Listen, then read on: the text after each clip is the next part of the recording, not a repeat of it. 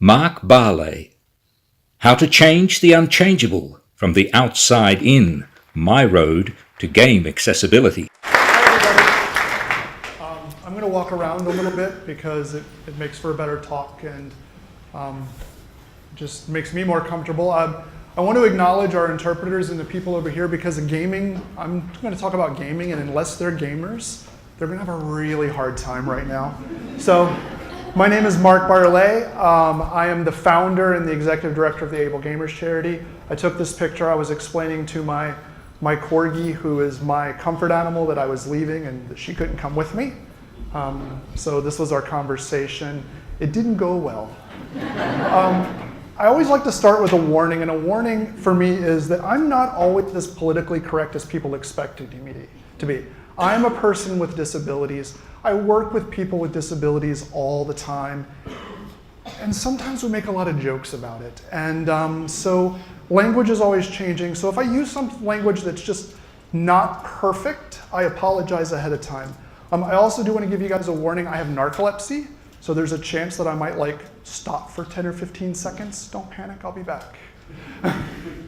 I wanted to tell you guys some stories because I did create and mainstream game accessibility. There was a lot of people talking about it in the academic circles, but no one was really a gamer advocating for people with disabilities. When my sister, who was diagnosed with multiple sclerosis, found in 2004 that MS decided that her mousing hand wasn't going to work, we really kind of took that, and I said, wait a second. While my disability doesn't affect my gaming, I'm watching my best friend, my sister, we use video games to stay connected, and I'm seeing it being taken away from her because of a disability. So I started Yahooing for answers, because for you young people, Google hadn't been invented yet. And I really didn't find anything. And so I'm a technologist, and so I took that upon myself to create something where I want to kind of give you the end of this story so you understand. Who saw the adaptive controller that Xbox just put out? So I helped create that. When I started this journey in 2004, I literally had game developers tell me to piss off when I asked them about how people with disabilities played their video games because they were scared and disability was hard. And now you fast forward 14 years later, and you can go down to the Microsoft store, and I know there's one here, and you can buy a controller for someone with disabilities. So I want to tell you that journey. First story I want to tell you is about World of Warcraft. Who here's played World of Warcraft? A lot of people. Who here wished they played World of Warcraft? Who wishes they were doing it right now? True. So I have a confession to make, and the confession I have to make is I am a bully when it comes to accessibility, and I want to tell you why.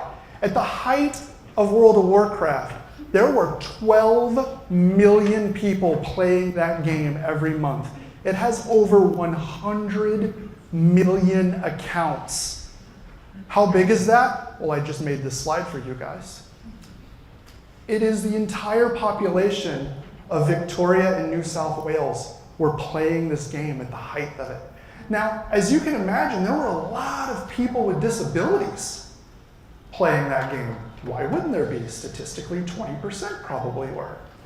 And people with disabilities were using things like macro keyboards, things like that, so they could kind of get a little bit of a leg up in a game that was really designed poorly. And they were getting banned because World of Warcraft, Blizzard was doing these, looking at keystrokes and saying, these people are using macros, they're cheating. And they were reaching out to us, and they were reaching out to us because Blizzard, like a celebrity or anything, has shells of people around them. When you love a game, you can't run up to Katy Perry. Katy Perry has layers and layers. Games are the same way. So people with disabilities were writing into their customer service saying, hey, you banned my account, why? I have spinal muscular atrophy and I'm just using this keyboard because your game sucks. It's a button nightmare. And they weren't getting anywhere, so they were reaching out to us. Now, unfortunately, we were on the outside too, so the same challenges that they were having, we were having. So I got an opportunity to go to GDC in 2009. GDC is the Game Developers Conference. It is the largest video game conference for developers. It's not an external thing, it's an internal thing. And I thought to myself, how could I possibly get Blizzard to pay attention to me? And so I created a t-shirt. And the t-shirt said, "Blizzard hates disabled gamers. Ask me for details." Look, I know how to get through the shell. Now, I put out on into my developer friends that this t-shirt existed. I didn't wear the shirt yet. I just wanted them to know the shirt existed. And on the first day of GDC, there was a panel where Pardo, who is the CEO of Blizzard, was on the panel. And just like I expect you guys to do, except for there's a talk right after mine, I expect you guys to rush the dais at the end to ask me all these amazing questions. I knew we were going to be able to do the same thing. So Pardo was on this panel, and at the end, he's sitting at the end, and he's holding court, as I like to call him. He's looking around, and he looks at me, and he goes like this, and he goes, "So what's up?" And I said, "Hey, I want to talk to you on why you hate people with disabilities." And he goes, "You and I need to talk." I mean, immediately, he was like, "You and I need to talk." And as I'm looking at him, handing my business card to all of the press people that have now turned to look at me. So he said, "Do you mind waiting over to the side?" And I said, "Certainly." And I moved to the side of the stage along with 4 other people from press who seemed to think this was a far more interesting story than the pros and cons of microtransactions in an MMO space, which was called the Asian model versus the American model. And so he came over to the end and he's like, "So I heard about this shirt." And I just said, "Well, what shirt?" And he says, "No, I hear there's a shirt that's really disparaging to Blizzard." And I said, "No, there's a shirt that's clearly truthful." And he said, "Well, what do you want?" And I said, "I need a way to talk to somebody within the organization so that I can get people with disabilities unbanned, because when you ban a person with disabilities out of your game, you're literally collapsing their social circle." And so he said, "Well, are you going to be at this other thing that was the next day?" And I said, "Of course I am." It was the IDGA meetup for accessibility. Why wouldn't I be there? I think at the time I was actually the chair. And he said, "Well, I'll send 2 people there, and they will be your contacts." And I looked, this guy who's he drove there from his house in a Lamborghini. And I said, "Well, if they're not, I have a beautiful shirt to wear." And they were there. And we talked, and I told them what they wanted, and they actually became really good friends, and they turned to AbleGamers because they said, "Look, the reason why we ignored it is because we thought it was bullshit. We don't understand disabilities, and we just kind of thought people were just finding a way out of it." And I said, "Well, why don't you lean on us? We're disability advocates. We know the questions to ask." And we actually formed a relationship that lasted years. Now no one cares about World of Warcraft anymore, thank goodness. But we actually would be able to help a person who had gotten banned. We would ask them, "Well, what were you using?" "Oh, I was using, a G7 keyboard, which has those little M's on the side. And I wrote a macro to do this." And I would oftentimes improve their macro because they could get much better. And then I would actually reach out to these 2 people and say, "Look, here's the username. This person has muscular dystrophy, or this person is using this technology, and here's why." And they would unban them. And what I was doing was, not that I cared about World of Warcraft. If you can't tell, I hate that game. I was an EverQuest guy. But I understood the importance of making sure that people with disabilities had their communities back.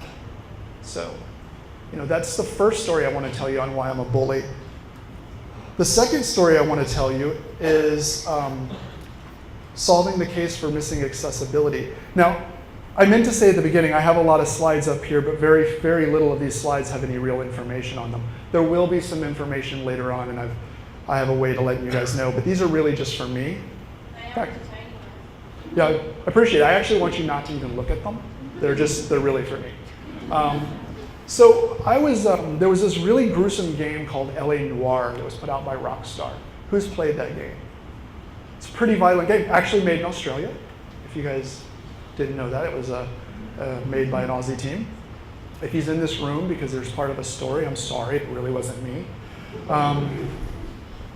So me and Steve Spahn, who's my chief operating officer, were roaming the floor at the Penny Arcade Expo, PAX East. It's in Boston. It's a giant video game convention. And there was this huge booth for LA Noire, and for my wheelchair users, they triple carpeted it. Triple carpeted it. It was like walking through sand.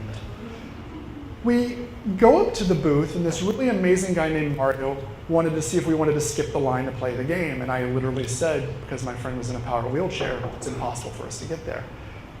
And he's like, well, what would you guys want? And I said, we want to talk to somebody about accessibility in this game. And this, what I like to call a hired booth lady, she's like, oh, I don't really know anything about that. I should probably go find you somebody. So she took this little checklist that we had. We were a little charity. We were trying to make games accessible. And she skirted into this dark booth. She sludged through the 3 layers of carpet. She came out and she's like, someone's coming. I'm like, awesome. And this Aussie guy came out. Sorry, he was Aussie. And he had our piece of paper rolled up really tightly in a really clenched fist. And he looks at me, and he doesn't acknowledge my friend Steve, who's in a power wheelchair that was literally right here next to me on my left, and goes, what do you want? And I said, well, we'd like to talk to you about how your game operates and accessibility and things like that. It's a really awesome title. And he wadded up our piece of paper, and he says, well, I don't have time for this shit. And he walked back into the booth, literally while we were standing there. Who here knows about Twitter? Show of hands for Twitter. Yes? You guys know about it? So I pull out my phone, and AbleGamers only had 3,900 followers. If it happened today, we have almost 45,000, so we probably would have blown up the internet. But I kind of put a tweet out that said something to the effect of, at Rockstar, don't give a shit about accessibility, hashtag LA Noire. We go about our day, just going about eating really terrible, expensive hot dogs and trudging through buying pins. At 5:30 in the morning, I get up, which is one of the beauties about narcolepsy. And there's an email in my inbox, and it's from an executive at Rockstar. And that executive at Rockstar says, hey, something happened on Twitter. We'd like more information. So at 5:30 in the morning, I write my doctoral thesis on what I believed happened, and get a response back. And the response back was, well, we heard something similar to that. Let us do some investigations. They came back and said that I was alone, and that the gentleman that had wadded up our paper said was the guy in the wheelchair hiding behind a plant. I'm like, no. She got on the phone with me, and I come to find out this was the vice president of publishing for Rockstar. For my gamers out there, you guys know Rockstar is like the most aloof organization out there. Like, you have a better chance of bumping into the president of the United States than you do bumping into a Rockstar office. I live in DC, so it's actually happened to me. And she says, well, what do you guys want? And now, I don't really ask for a lot. I said, well, I'd like you to get a couple of developers in the room, and let's just have a conference call to talk about accessibility. I really kind of saw this as an opportunity to share this knowledge. And she said, no. She goes, I think we've done you wrong. Why don't you come to New York and talk to us about accessibility? I said, well, wait, I can't afford that. We had like $1,000 US in the bank as a charity. New York sounds expensive. And she goes, no, we'll pay for it. I'm like, sure, we'll go. Why not? So I live in Washington, D.C. My friend Steve lives in Pittsburgh. So I drove to Pittsburgh and we took the train. And I will tell you, it was the most fun weekend I'd ever had. They had 3 people waiting at Penn Station for us. They had rented an accessible van for Steve. They put us up at the Tribeca Hotel, which is owned by Robert De Niro. Each room cost $1,200 a night, and they put 4 rooms together, so we were really happy. I'll tell you how great this was. There was a sign in the tub that said, do not leave this tub unattended. It fills in 90 seconds. That's how amazing this hotel room was. This tub could fit like 3 bodies. And because I had to test this, I had to test her. Turned 90 seconds later, the tub is full. Like, I've never seen this volume of water. It's like the scene from Carrie over and over and over. They took us to the studio the next day, and we talked to the developers. And we toured the studio. We were the first outside organization ever to be invited into Rockstar. One of the great cool things was Steve needed to load up to the van, and there was no place on the curb for him to get onto his van. So he got to ask Robert De Niro's personal driver to move Robert De Niro's Rolls Royce so that his van could pull up. So Steve has this brag where he's like, yeah, I made Robert De Niro move to let me get in my van.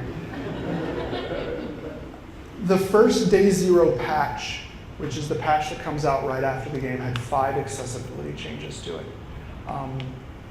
They ended up actually donating $25,000 to AbleGamers so that we could go to PAX the next year, and really became really good friends. And that's the story of AbleGamers and why we do what we do, because we so understand the value of video games for people with disabilities. I do have some pictures up here of some kids playing at some of our events. One of the ones I want to highlight is this kid in orange. His name was Gideon, and we were at this really terrible event in New Jersey, like no one showed up. He actually worked there with his mom, and we had Fruit Ninja, another Aussie-developed game, by the way, on Connect. And I'm not sure the nature of this young man's disability, but he had hands but no arms. So they had been deleted. And he kept kind of walking up to the Connect, and he was trying to get Fruit Ninja to work, and it just wasn't seeing his movements. And we had packed all of our stuff. You see all of our stuff. It was really expensive and really important to us because we only had $1,000 in the bank, and some of that stuff cost $1,000 in these little green foams. So I just handed him a little green foam, and he played Fruit Ninja for 3.5 hours.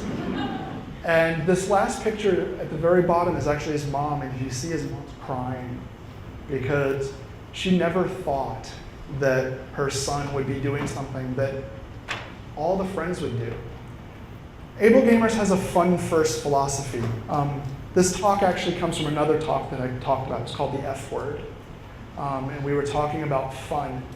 And fun and play are so important for everyone. Who here plays? Who here likes to have fun? See, it's pretty universal. I'm on to something. I'm good. And as had been alluded earlier, we have the power of a computer from the 90s in our phone right now.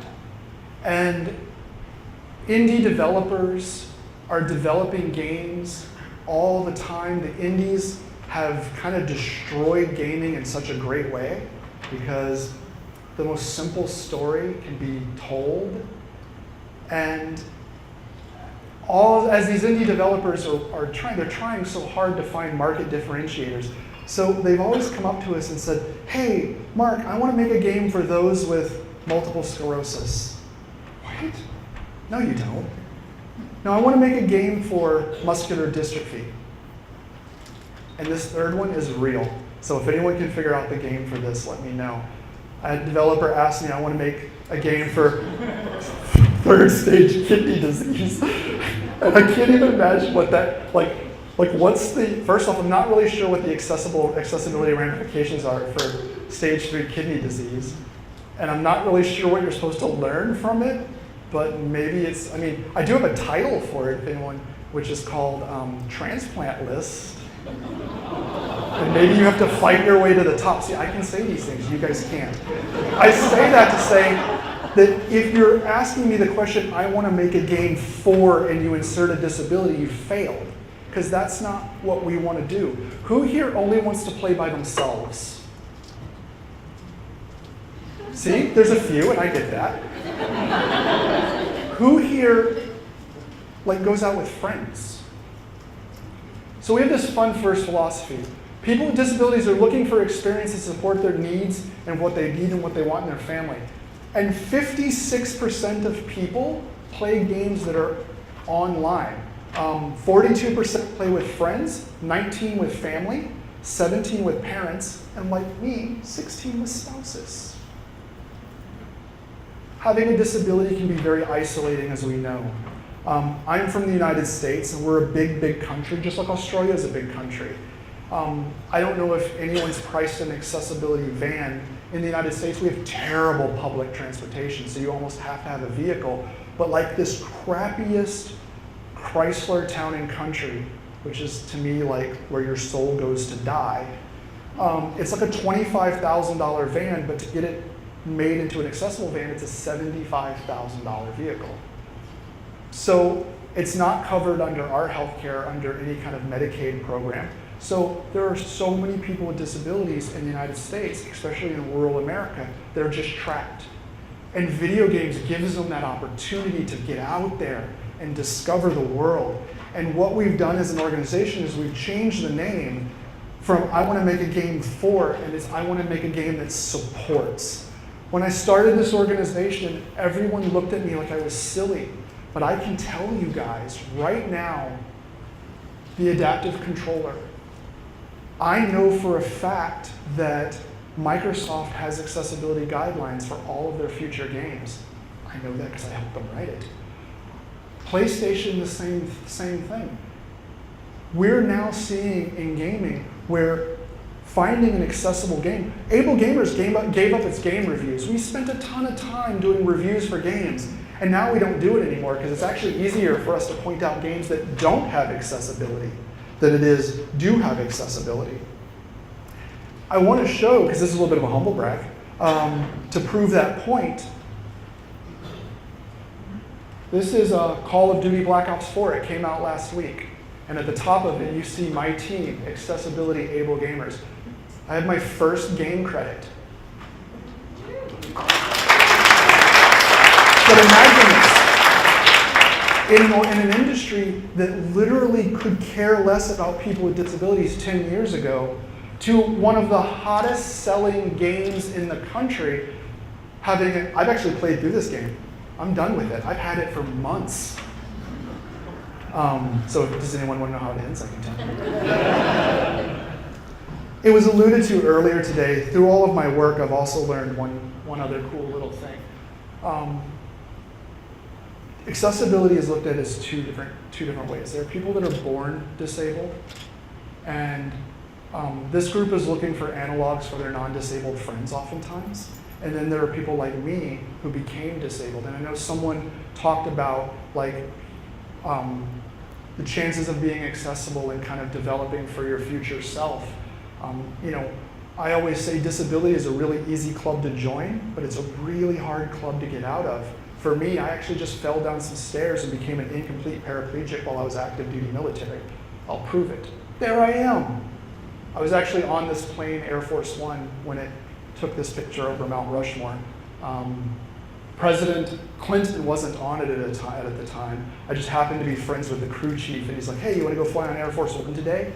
The answer is always yes.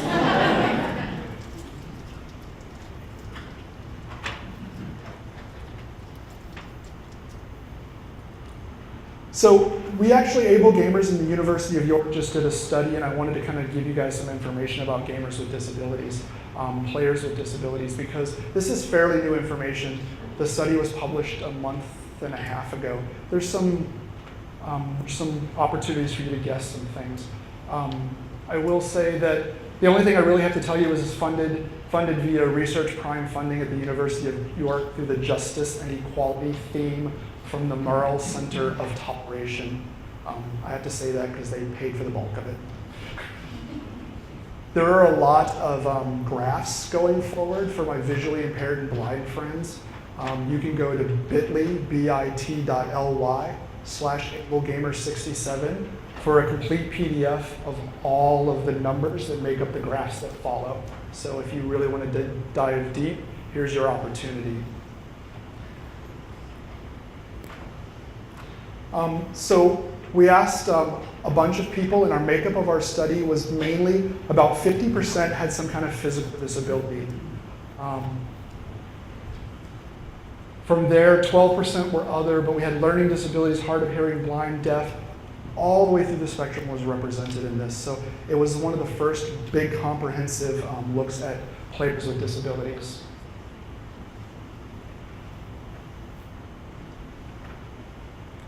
Number one game that players with disabilities are playing right now, Destiny 2. Who's playing Destiny? Not me. Anyone want to guess what number 2 is? What'd you say? No. Sadly, it's World of Warcraft. This game is like, I have a terrible way of saying it, so I'm not going to say it here. It just is the gift that keeps on giving. Like herpes. Anyone want to guess what the number 3 game is? I'll give you a hint. Blizzard's rolling in that player with disability dough. It's Overwatch. Who here plays Overwatch? I actually play this game. It's great. I play a couple of different characters. I'm not good at any of them. We asked the group about AT usage, and 32% of players with disabilities are using AT, which is kind of higher than what we expected. The breakdown of the AT is actually other technology followed by custom controllers, alternate mouse devices, screen readers, alternate controllers, eye gaze style technology, one-handed controllers, and then I'd really like to talk to the people that are using VR. So, options. So we asked players with disabilities about the options that they use. And the number, 67% of participants said that they use some kind of option within a game. The number one being key remapping. 27% of those that were in this study said they remapped the keys from what the developer originally wanted.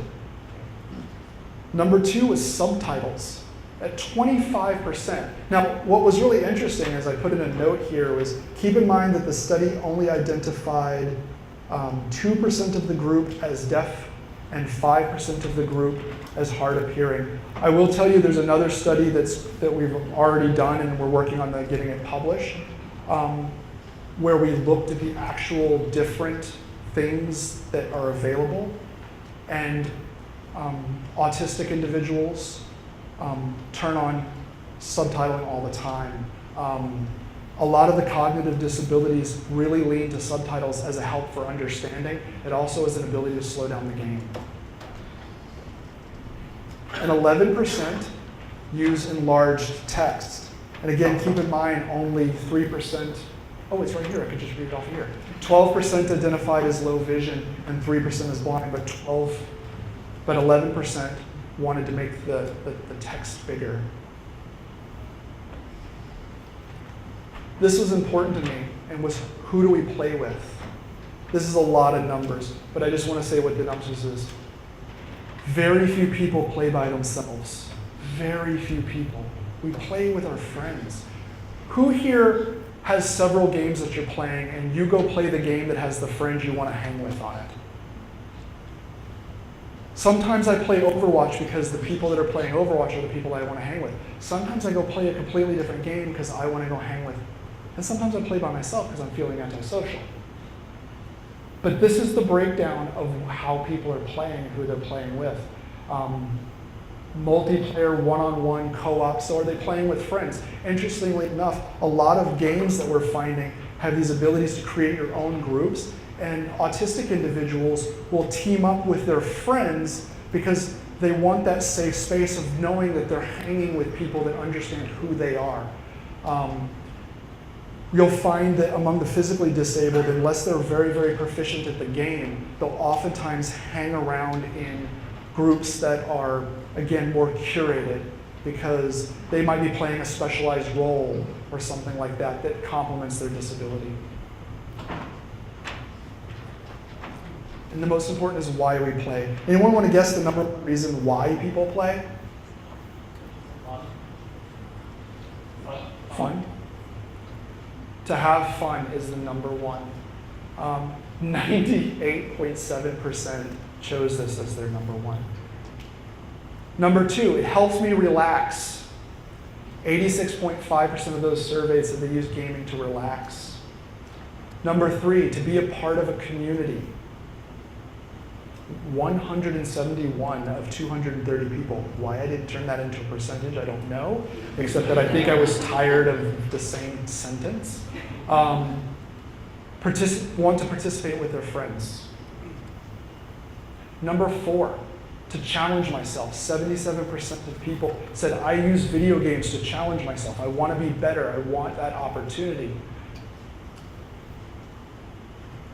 160 of the 230 said to escape reality. Who here uses video games to escape?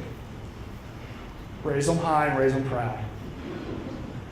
I don't play, so I was actually in the military in the first Gulf War, and I was a medic, and I went to Kuwait to break down hospitals. I didn't do anything fun.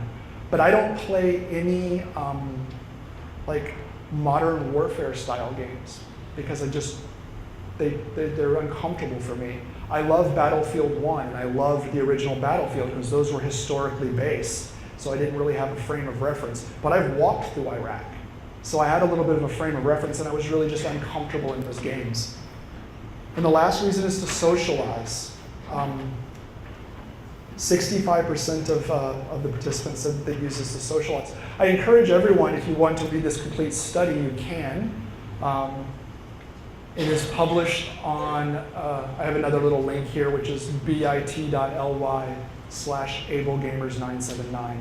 That will take you to the link of this study, or I can describe the QR code that's here.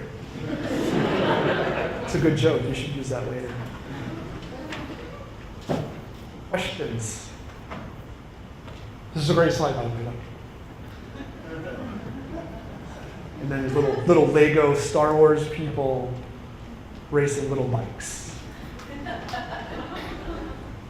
I think my time is right? Yeah, we have time for questions. Questions? Thanks for your talk, Mark. I was wondering, are there any genres in gaming that are particularly difficult for people with disabilities? Like, do you find particular challenges with any certain genres in particular? So my generic answer is everything is accessible to everybody, or not at all, but is shooters. So you'll actually see in shooters now there's more support classes. If anyone's played, for instance, Battlefield 1, there's a couple of support classes. I actually play an ammo support person almost all the time. Those classes are actually designed to make the game more accessible to people who aren't really good at Twitch style shooting. It used to be called Twitch, which is you have to be perfect. So the solution that game companies have come up with is to create new classes that support people, not because they want people with disabilities playing their game. They want more people buying the game, and so people with disabilities get to play in those classes, but they also want to make sure that the wife of the husband that's really into it also has a class that they can play. So, does that answer your question? Come on, guys, I have 3 more minutes.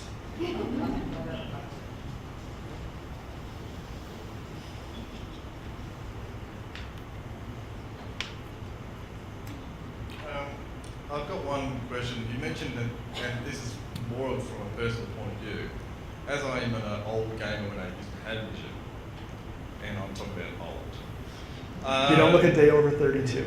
Yeah, Space Invaders, best game.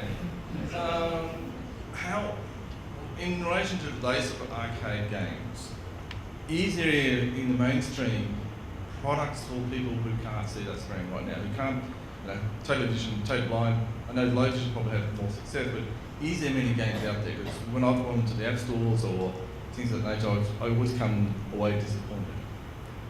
So I will say the indie world is doing a better job of creating content for everyone, but I'll be honest with you, you're going to be disappointed for a while longer. There are a couple of really good blind games. I know Street Fighter, for instance, if you want, is actually really blind friendly and has been since the 80s. Even the newest one is blind friendly. How it's blind friendly is every single move actually has its own independent sound. So if you learn what you're hearing, there's actually some really successful blind Street Fighter people. I could probably win in a real fight with them, but not in a Street Fighter fight. That would be interesting. What about 3D sound? Is anyone doing 3D sound technology in this space? Because I see that's a real player, and virtual reality is the other one. So there are some work going on in 3D sound. The reason why 3D sound, true what's called spatial sound, because it's not even really 3D, it's full spatial, is there's a couple of patents that are owned by people that want a lot of money to use the patent. So a lot of game companies kind of walk away from it because they just can't afford the hurdle. The patent actually expires in 3 years. This is what I do, is keep an eye on these things. So I'm hopeful that we'll start seeing more true spatial sound in the coming years. I think I have time for one more. Anyone? Bueller?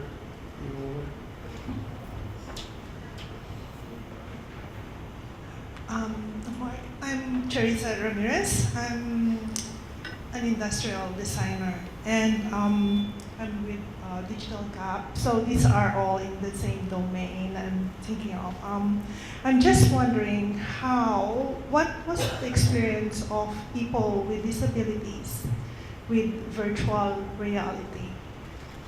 So that's a great question. My answer is going to be not as great. I don't know yet.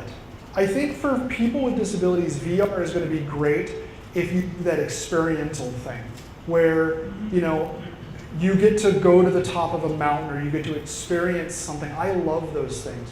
VR gaming, I hate. I have two VR. There's a VR up there. I have the Daydream as my phone, and I have an Oculus Rift, and I love To the Moon, which walks you through how the Apollo program, and you get to actually see flying and feel what it's like to land on the moon. It takes about an hour.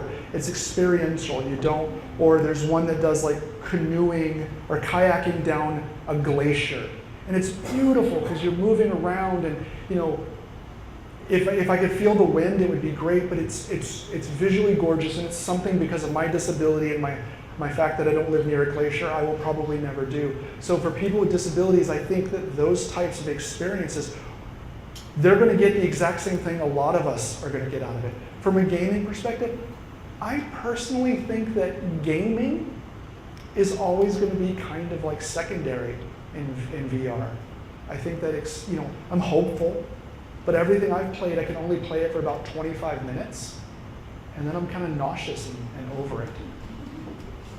So thank you very much. Thank you to our interpreters for putting up with me, and thank you for bringing me all the way from the United States to talk to you guys. AbleGamers, October 2018.